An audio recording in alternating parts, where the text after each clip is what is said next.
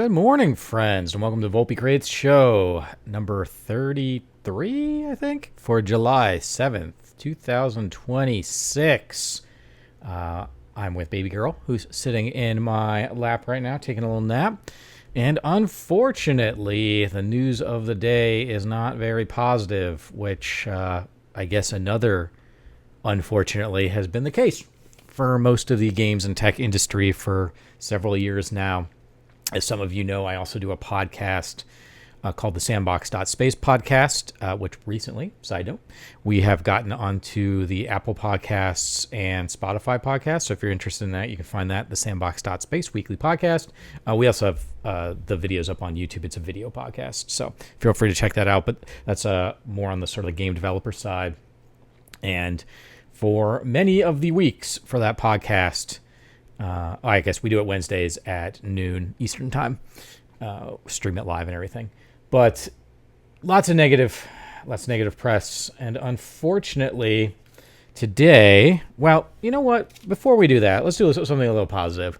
I'll remind people that we have our GDEX Expo, GDEX, thegdex.com, which is a game development and gamer conference and expo that is happening this year, October 15th through the 18th. In Columbus, Ohio, or right outside Columbus. We've been doing that. This is year 14 for that. We're going to have a lot of cool stuff, including one of our main guests is the project lead for the Oregon Trail from the 80s for the Apple II, so we're super excited to have him out. We've got some other announcements coming that we'll be talking about, but feel free to check that out. Again, thegdex.com. So super excited about that. I think it's going to be a really great event. The focus of that event, unfortunately, is going to be largely around helping people to survive this really bad period for the gaming industry. And that brings us to our news. I'm going to be reading from the GamesIndustry.biz article, which is Xbox announces plans to lay off 3,200 staff and divest 5 studios. So this occurred, or I guess started yesterday. We saw that 1,600 people at Xbox and a variety of studios, including some of those great ones that we all know and love, have been laid off, with a plan to lay off an additional 1,600 within the near future, and that it creates a total of 4,800 for Microsoft as a whole. So if you think about that, you got 4,800 for Microsoft, so almost 5,000, 3,200 of that. So the majority is from the Xbox division.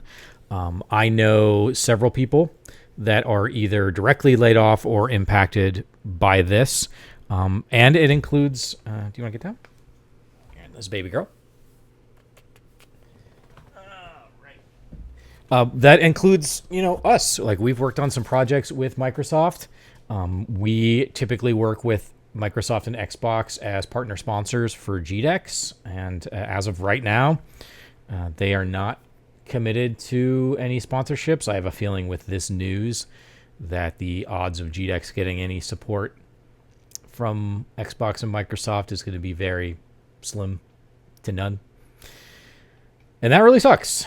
We depend on the larger players, the big studios, to provide us support, for our community. And when they stop, not only do they stop supporting, but then they end up, letting people go, then it becomes really, really challenging to keep the small communities going. And ours is one of the larger communities. So, our email list is like 10,000 people. We typically get thousands that come to GDEX. We've got one of the largest, our COG group, Central Ohio Game Dev Group. Another thing you're welcome to join if you want. It's COGG.thecog.com. You can check that out. You don't have to be from Central Ohio. You're welcome to join. We do some virtual events and things. But, we're one of the larger events, and we're getting slammed. And so the smaller community events are just not going to get any support. And it's rough out there. So let's kind of go over this a little bit. These 3,200 staff that are to be laid off represent roughly 20% of the Xbox organization. That's big. The announcement includes a divestment of 5 internal studios. Hey, Bumps. Yep. Pumpkin on my lap here. Those studios are Compulsion Games, Double Fine, Ninja Theory, Undead Labs, and Arcane. So those are the ones that are going to be quote-unquote divested, which if anybody's been paying attention, they know that Microsoft was on a buying spree for several years. Heavy hitters like Activision Blizzard, Bethesda, but also, some of the quote-unquote smaller studios in comparison. So they're getting spun back off, and they said that the Microsoft 4,800 people represents about 2.2% of its total workforce. I think that's a little deceiving of a number because their total workforce, includes lots of different sectors. So if we're looking at just sort of the video game sector, obviously it's about 20%. But if you're looking at some of the other more software creative, it's going to be more than 2.2%, right? So just think about that. All the customer service roles and everything that Microsoft employs, they used to have the stores.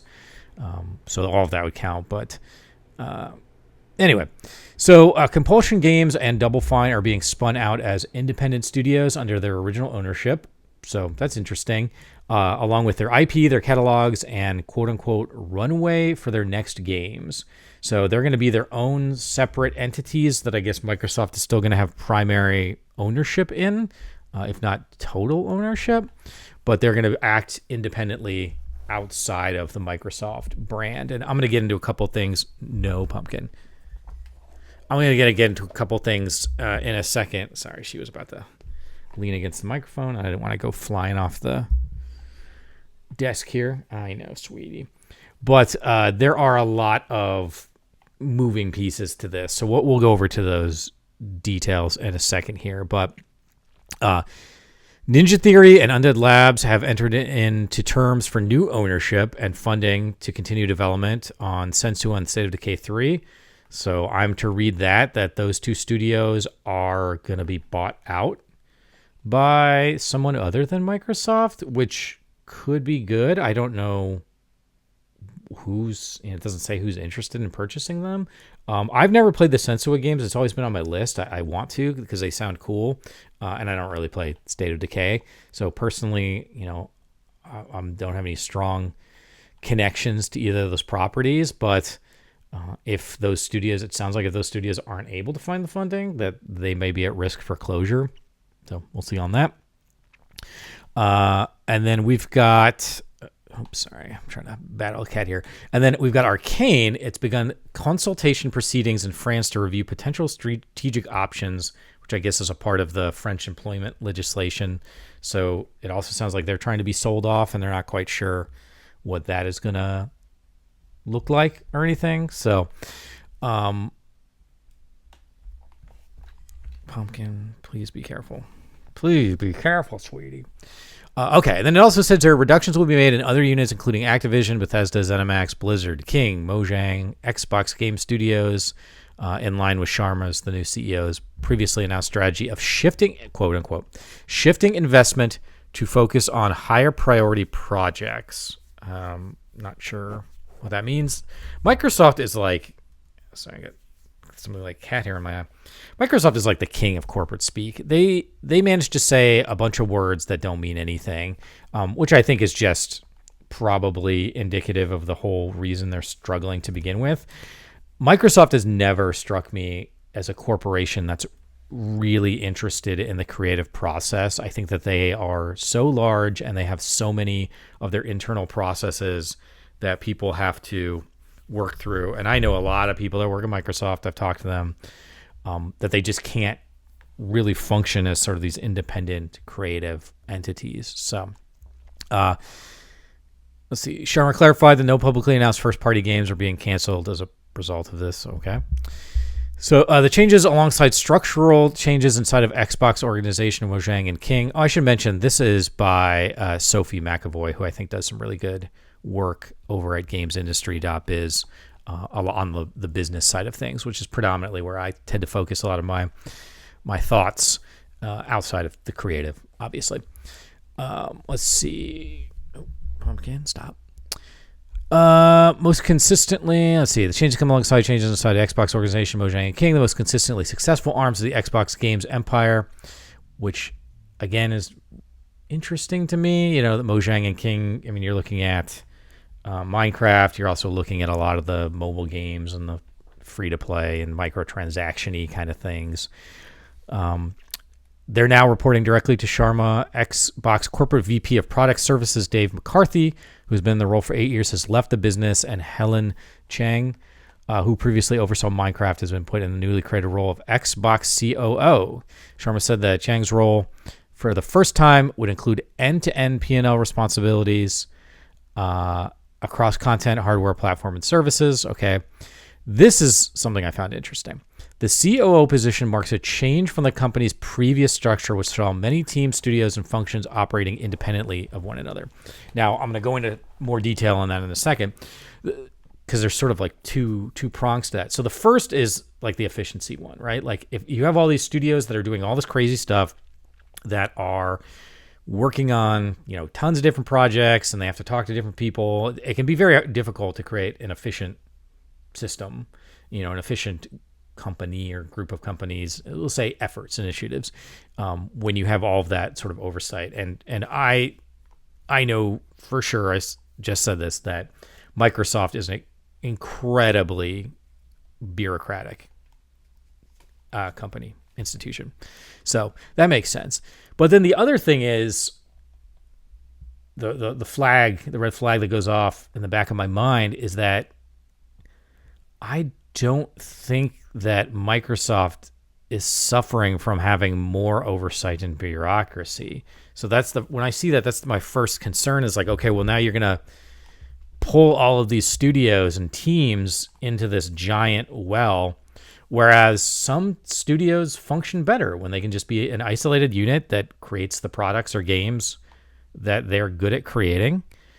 And you just sort of leave them alone and provide them the support they need, whether that's marketing or, you know, in the case of these large corporations, a lot of the benefits and stuff then go through the corporation. So if you are a game studio that gets purchased by Microsoft, at least in the US here, then all of your benefits and everything will now be Microsoft. So your healthcare, you know, dental, vision, disability, retirement, all that stuff. So, you know, it just feels like, do we really need more bureaucracy there? But then that leads to this other line, which, you know, I guess we'll navigate here. So significant changes will be made to the company's platform organization, which Sharma described as overly complex, saying that in some parts of the company, quote, in some parts of the company, work passes through as many as 14 layers of management, unquote. The organizations will be simplified to reduce management layers to no more than 5, with further efficiencies to be delivered by a streamlined code base, greater use of shared services, and a 50% reduction in spend on external vendors. So there's a lot going on there. The large number of layers for management, that makes a lot of sense to me. Like, you don't need to go through 14 different layers or people to get decisions on stuff. And, you know, you keep in mind, like, you can create as efficient as a system as you want, but if there's 14 people required to sign off on something, they could be on vacation, they could be sick, there could be a medical emergency, they could be on maternity, paternity leave. Sorry, I gotta move you, Pumpkin. You're flailing all over the place. And so that's just going to create these craziness. So reducing it to 5 makes a lot of sense. There is a system, I think it's called the NIM system. It's been a while since I've used it, but I used to do it in when I was in public safety. And the idea was that, like, in the case of an emergency or a natural disaster, Pumpkin, stop, sweetie, or some sort of natural disaster, then you implement this NIM system, which kind of like creates this, I hate to say flattened structure, but it makes it so that all the different departments that are coordinating can like easily talk to whoever they need to talk to and coordinate. And one of the parts of that system is that ideally a supervisor should never have more than 5 people under them, because once you start getting more than 5 people, it becomes difficult to organize and manage all of it. And so that's the idea, is that you kind of keep things to like five folks. But sounds good, I guess. Let's keep on that. But the organization will simplify to reduce management layers to no more than 5. Okay, with further efficiencies delivered to streamline code base, blah, blah, blah. The 50% reduction in spend on external vendors is huge. Like, there are lots of folks, including we've worked on projects. We are a independent video game and software company. We work with larger studios all the time, and that's sort of a basis. And there's large like Lost Boys and others, although Lost Boys was recently purchased, but there's lots of other organizations that work as external vendors for Microsoft. And if you're reducing 50%, that is like insane. Like that is going to be devastating for those medium and smaller external studios. And so now, though, there's probably going to be a halo effect of those studios having to do layoffs. And that's I mean, I can just see this cascading in a really, really bad way. And then, of course, you've got PlayStation is taking it in the chin on their announcement for the digital no physical games in the future. I did a video on that yesterday. I might do another one that sort of clarifies more of my thoughts on it, because the one yesterday was sort of a reaction video to Gaming Bolt's video, which I thought was great overall. But 50% reduction in spend on external vendors is going to hit the industry hard, really hard. And I think of note, it's going to hit America and Europe much harder, because the cost of using American and vendors from like France, UK, it's a lot more than if you were to go to some of the other developing like video game industry areas. So Eastern Europe, India, there's some places in Latin America that are starting to pop up, even a couple like in Africa, so Southeast Asia, whatnot. Those areas that are developing, I think Romania is one that's really popping off lately. Those are going to be the more cost-effective ones. So I think we're going to see a huge cleaving in the quote-unquote West, at least in America and the sort of Western parts of Europe, where Microsoft's just going to stop working with them because they're going to be 25 to 50% more expensive. So that's going to be big. And I hope if any of my friends are watching this that are impacted by this, or going to be affected in some way, like, reach out to me, let me know. It's really rough. I'm sorry that we're all going through this. So here's another quote. Since 2018, we have aggressively expanded our studio portfolio while the number of games created each month across the industry outpaces the last 10 years combined, unquote. So generally, there are way more games being made per year now than ever in history. Most of them aren't very good, but still the number is pretty big, and that has a lot of discoverability and curation issues where smaller studios have to really fight and claw to, even if they have amazing games, to just get seen, because there's so much stuff out there. So, and then another quote, we now find ourselves competing not only with the largest publishers, but also with smaller and independent studios. So I want to pause here for a second. Microsoft went on this giant AAA buying spree over the past few years, and they spent an insane amount of money doing it. And here's the thing, is that Xbox, pretty much since its inception, with the exception of like Halo, and even that kind of got a little wild as the Bungie development of it transferred to 343 Studios. But you look at something like Rare, Microsoft just has this history of buying studios and then not knowing what to do with them and kind of like driving them into the ground. And again, I think that probably has a lot to do with the bureaucracy that Microsoft just has in general. And so this idea that they've been buying all of these studios, and I think they were expecting things to like pay off in a big way, and they just haven't, I think is more a reflection of just Microsoft's inability to really create interesting new creative projects where other studios are. So yes, they are competing. This is a true statement. They are competing against not only larger publishers and developers, but also smaller independent studios. But I think in large part, that's because those, in this case, independent studios or smaller, medium-sized studios are making better stuff. So I think I'm like 70 or 80% of the way through playing Claire Obscure, which was, game of the year last year, won a bazillion awards, never played it, didn't really know anything about it other than like it was a turn-based game. And I kind of got one little spoiler, which sucked.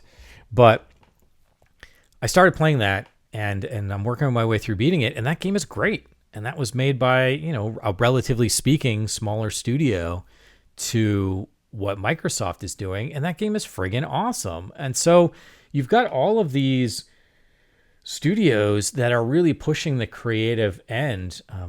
This is very similar to what's going on in Hollywood. So I try to see a movie like once a week when I can. I've got the AMC A-list membership, so I get to see a free movie, 4 free movies technically, but I never see 4 free movies. I rarely will see 2 movies in a week. So I average 3 or 4 movies a week.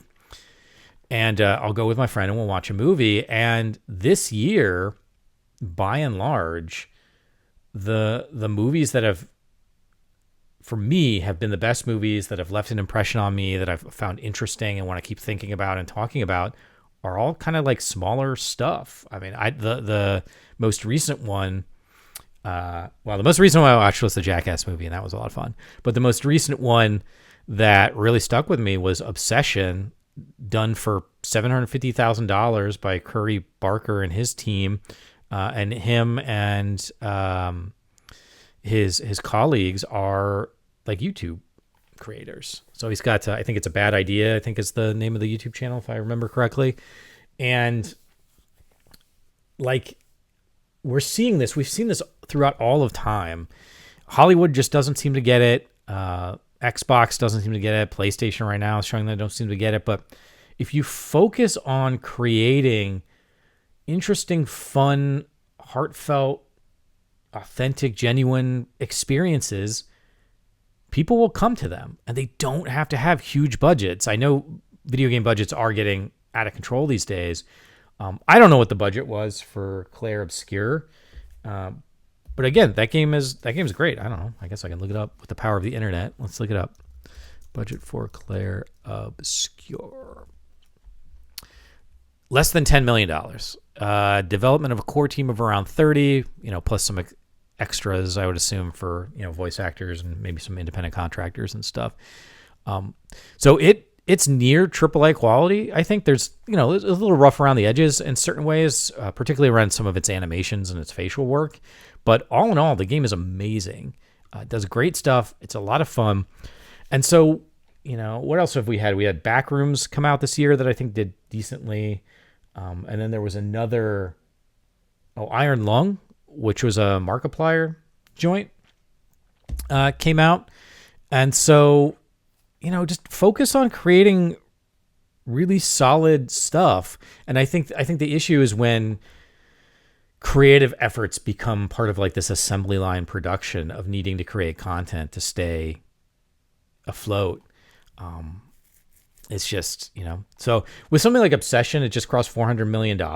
I hope that Focus Features and Blumhouse are going to use a lot of that money to invest in smaller, interesting projects and then try to get them theater release so that they can get that notoriety.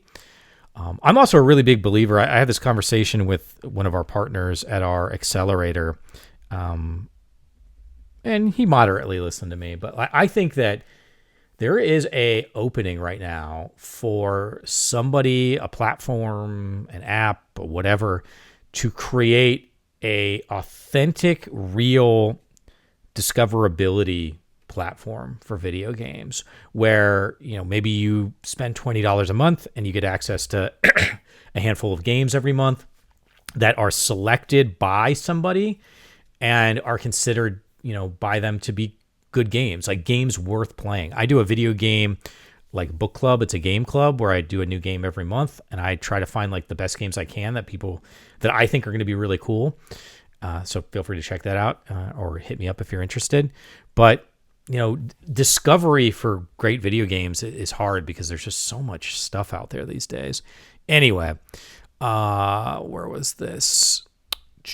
Independent studios focus on the strongest yet. Bethesda as a whole, from here, will align the right talent, technology, and resources across the organization to deliver on those priorities. Okay.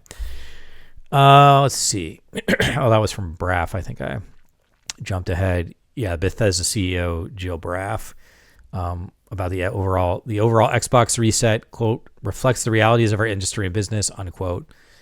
Let's see, focusing on investments. And then lastly, the strategic shift coincides with significant operational cuts. ZeniMax Online Studios has undergone major downsizing, reports indicating up to 50% of its workforce might be affected.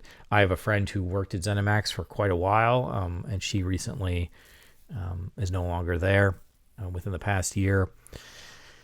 Let's see. Arcane Leon has begun consulting procedures, while Bethesda Softworks and id Software have also experienced unspecified job losses. So all in all, it's rough. I think this is really crappy. I think that for me, I don't run Xbox. I'm not sitting there. I'm not seeing the spreadsheets. I don't know the numbers. This is just me talking. I think really focusing on letting studios, supporting studios in creating unique experiences with, real structured scope and budget is the way of the future. I think if you can keep your scope and your budget reasonable and start creating some really cool products that people want to play, people will play games. Maybe might argue $60, $70, $80 might be too expensive for games that are going to be, 4 to 6 hours, 8 hours. But if it's a really awesome experience, people will play 4-hour, 5-hour, 8-hour games and love them. And in fact, some of the best games that I've played recently have been, 2, 3, 4 hours long. The Resident Evil games, like those games are generally like 8 to 12 hours on first playthrough. But if you know what you're doing, most of them as part of the trophies have their time, like speed runs. So you can usually beat most Resident Evil games in under 3 hours if you know what you're doing. And even that is sometimes not even like really rushing. It's sort of, it's not a leisurely pace, but you're kind of booking it. But you can create really strong experiences that leave people wanting more, feeling like they really enjoyed it, that they could take something with them, which is an important part of any artistic endeavor. And I cannot see what Xbox is doing right now, and it's wild to me that a company this large with so much talent, so much experience, so much skill cannot get their shit together. It's been years.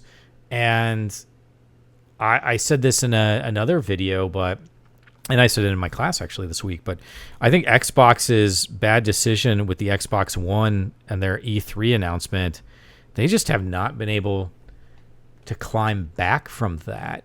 And that's hurt them. I mean, that announcement was like 2013. It was over a decade ago, and they still haven't been able to come back from that. And PlayStation might have just stumbled in a similar way. So maybe this will open the door for Xbox to come back and make some headway. But ultimately, at the end of the day, it's about making quality experiences. That's what we're creating as game developers. We're creating experiences that people are going to engage with on an artistic level, on an emotional level. And if you can do that in a way that speaks to people, then you're going to do fine. As long as you can keep your budget and your timeline and scope in check, you're going to be fine. I think that's something CD Projekt Red learned the hard way with Cyberpunk, and they spent the next 5 years making sure that game was exactly what they wanted it to be. They could have just let it go and been like, hey, Cyberpunk is not where we wanted it to be. This is what I think Microsoft would have done. They would have said, Cyberpunk's not where we want it to be, but we aren't going to spend any more time working on it, any more time or money developing it. And I just saw that Cyberpunk crossed 40 million units sold. I think it was last week. So it just goes to show, if you are authentic and genuine and you put in the time to do the work, then people will follow. People will go towards the good stuff, the stuff that means something. Even in economies like this where it's rough, video games tend to be pretty recession resistant. But if you show folks that you have their back and that you are looking to create something meaningful that will stay with them, then they'll stick with you.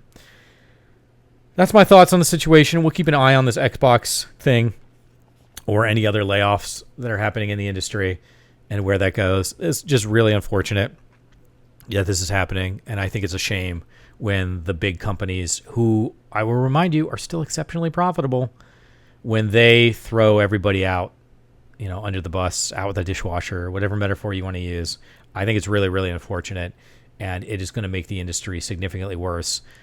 And there's another video that I might do about how I think the future in the industry is really going to suffer because of the decisions that are being made right now, to a point that it may take decades for the games industry to come back to what we sort of have known and appreciated it to be, if that's even possible. But that is a video for another day. I want to thank you for watching this episode of the Volpe Creates Show. Reminder, we try to do this every day at 9:30 a.m. Eastern Time.